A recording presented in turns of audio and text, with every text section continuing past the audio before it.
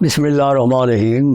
हकीम Mohammad Aleem tibia काल सरगोधा। सुधाहार इसके माने हैं सर का गरम दर्द जिसमें गर्मी महसूस होती है और इसका मिजाज गरम सादा होता है, मादी नहीं होता। ऐसे इसबाब से पैदा होता है जो बदन से खारिज होने चाहिए। इसको सूए मिजाज भी कहते हैं और ये आग की वजह से, आग के पास कहीं बैठने से या धूप में चलने से पैदा होता है। अतिबा के नज़दीक इसका सबब सदा इख्तराकी है। इसकी इब्तिदा वो इस चीज़ से कराते हैं कि इसकी किस्म हरारत है और ये सर में जागजी हो जाती है।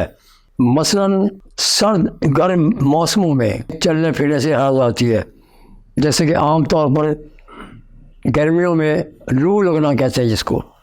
मगर इसका मिजाज मुख्तलिफ मिजाजों में कमो बेश होता है।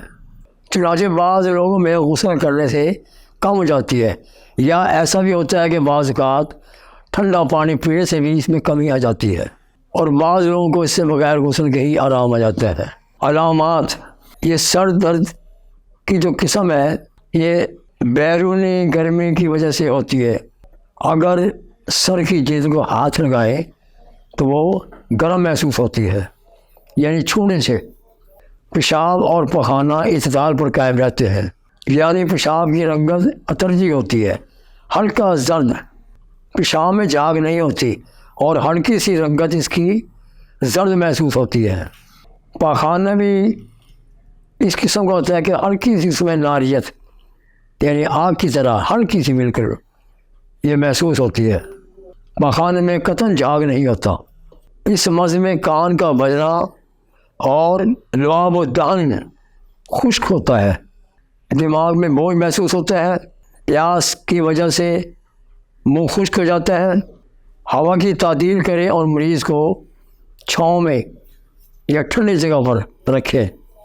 मरीज़ को ऐसी सर्द जगह पर रखें जहाँ पर उसकी तरी भी हो और सर्दी भी हो, जैसे कि हम ये इस्तेमाल करते हैं संदल वगैरह, उनाब, ऐसी खुशबूदार चीज़ें जो मिजाज के लिहाज से सर्द होती है, उनका इस्तेमाल करना चाहिए और वहाँ पर उनको मुंतशिर कर देना चाहिए।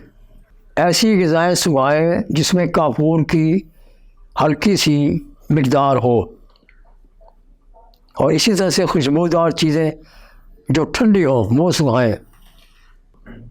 सर पर रोगन लगाएँ जो हरारत को कम करने वाले हों या बुझाने वाले हों, जिससे हरारत में काफ़ी हद तक कमी आ जाए।